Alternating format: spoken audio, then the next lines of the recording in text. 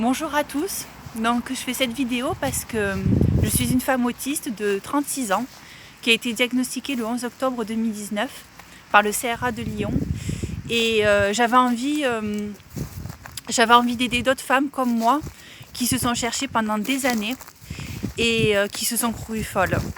Alors j'ai voulu faire une bande dessinée pour la faire publier, sauf que dessiner c'est pas mon fort. Et du coup, c'était compliqué de trouver un dessinateur qui veuille bien s'impliquer dans ce projet-là. Et de trouver, j'ai essayé de trouver des personnes, des femmes autistes aussi, qui étaient peut-être plus sensibilisées au phénomène, à l'autisme, et du coup, qui seraient plus intéressées. Mais voilà, le projet ne s'est pas fait.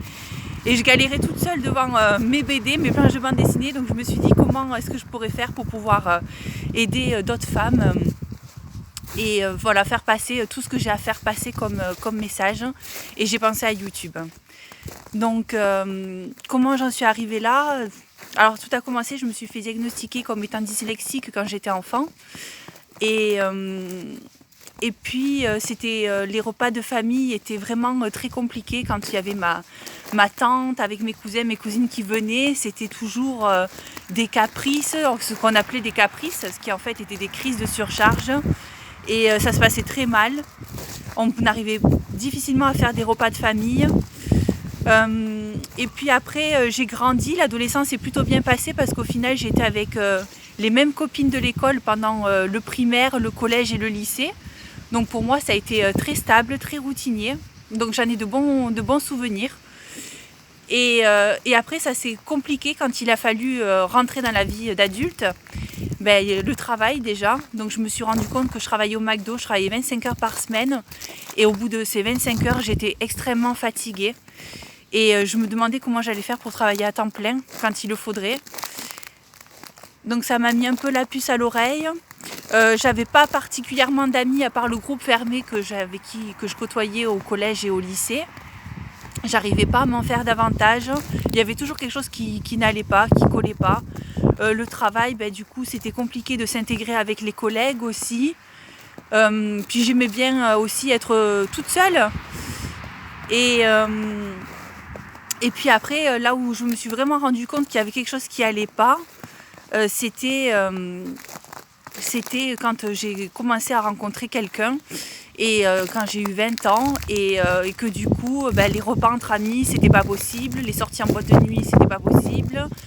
Moi je préférais rester tranquillement le week-end à la maison avec lui et pas voir du monde. Et puis la vie à deux était très compliquée parce que c'était plein d'imprévus, et je me suis rendu compte qu'il y avait quelque chose qui allait pas parce que je faisais des crises et je vous reviendrai sur ce que c'est que les crises. Où du coup je faisais des crises où je me faisais un peu de mal aussi, donc ça j'y reviendrai une prochaine fois, ça sera une autre thématique et tout ça réuni, bref on s'est quittés et je me suis dit il y a quelque chose qui va pas, j'arrive pas à être en couple avec quelqu'un, c'est très bizarre hein. Alors du coup j'ai un peu mis ma vie privée de côté, ce qui est dommage à 20 ans hein. Et puis quelques années plus tard, j'ai réessayé, j'ai aménagé avec quelqu'un et pareil, ça s'est transformé où du coup je faisais des crises à la maison. Je comprenais pas pourquoi. Dès qu'il y avait un changement, un imprévu, dès qu'il y avait quelque chose qui n'allait pas, dès que j'étais un peu frustrée. Et ces crises revenaient avec pareil des gestes d'automutilation. Et je me suis dit que là il y avait vraiment un problème. Et qu'il fallait vraiment que j'aille consulter pour savoir ce qui n'allait pas. Et associé à ces crises, beaucoup d'angoisse et le travail toujours aussi compliqué, c'est-à-dire pas forcément savoir quoi dire aux autres, aux collègues, avoir du mal à s'intégrer dans les discussions un peu banales du travail en fait.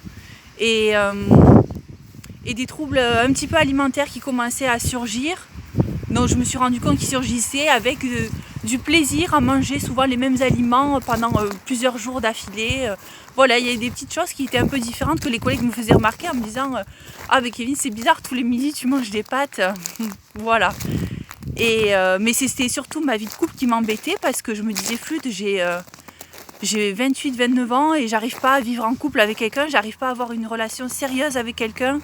Et c'est toujours le même système. Alors quand je suis toute seule, ça se passe très bien. Je fais pas de crise, tout va bien. J'ai des moments de profond mal-être, de solitude, et avec des idées noires aussi. Et je me suis dit, mais en fait, t'es complètement folle. T'es complètement folle, il y a un truc qui tourne pas rond chez toi, il faut vraiment que tu ailles consulter. Et c'est ce que j'ai fait. Donc voilà, je vous raconterai la suite une prochaine fois. On va le faire par plusieurs étapes. Et je vous raconterai comment s'est passée mon étape de diagnostic, quels sont les professionnels que j'ai consultés et comment ça se traduit chez moi l'autisme. Et comment aujourd'hui je vis avec ça. Voilà, si vous avez des commentaires ou des questions, n'hésitez pas, surtout, je peux répondre à tout ça. Merci.